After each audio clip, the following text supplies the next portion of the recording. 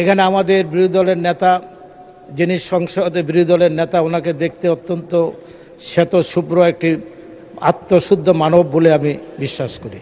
তো উনি সংসদে সবার কাছে একটা আবেদন রেখেছেন জাতির ঐক্যের জন্য। আবার উনি কিছুদিন আগে একটি জনসভায় দাঁড়িয়ে বললেন অতি আসন্ন, অতি শীঘ্রই বাংলাদেশে আরেকটি বিপ্লব সংগঠিত হবে।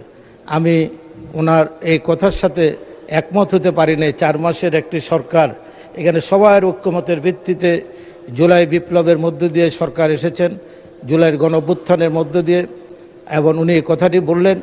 আমি অত্যন্ত ব্যথিত হয়েছে, কারণ উনি ওনার মতন একজন সজ্জন দেশপ্রেমিক ব্যক্তি 4 বছরের সরকারকে বিপ্লবের মাধ্যমে 4 মাসের সরকারের বিপ্লব, কি বিপ্লব হবে আল্লাহ জানে, এক আল্লাহ ছাড়া বলতে পারবেন। এখানে আমি আরেকটি কথা বলতে চাই, মাননীয় স্পিকার, আমরা যে এলাকার সমস্ত মানুষ আমাদেরকে বলে, সেখানে একটি নির্বাচনের সময় একটি স্লোগান ছিল, আসিয়া যদি বেহেশতে যেতে পারে ফেরাউনের স্ত্রী, তাহলে আপনারা কেন যেতে পারবেন না? আমাদের মা বোনদের যে ইমান আকিদা নষ্ট হয়েছে, আমরা সবাই ফেরাউন হয়ে গেলাম, আর আমাদের স্ত্রীরা, মা বোনরা সবাই আসিয়া হয়ে গেল।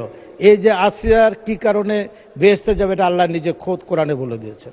আর সব টাকা দিয়ে 10,000 টাকা, বিভিন্ন টাকা চাওয়াল দিয়ে এই আসিয়াদের চরিত্র যেভাবে হরণ হয়েছে, আমি আপনাকে বলতে চাই, মাননীয় বিরোধী দলের নেতার কাছে আমার একটা আবেদন থাকবে, আপনি একটি দোয়া দিবস জাতির সামনে আপনি পেশ করবেন, আপনি দোয়া করবেন এই সংসদে, যেন আমাদের সবার ইমান আকিদা ফেরত আসে।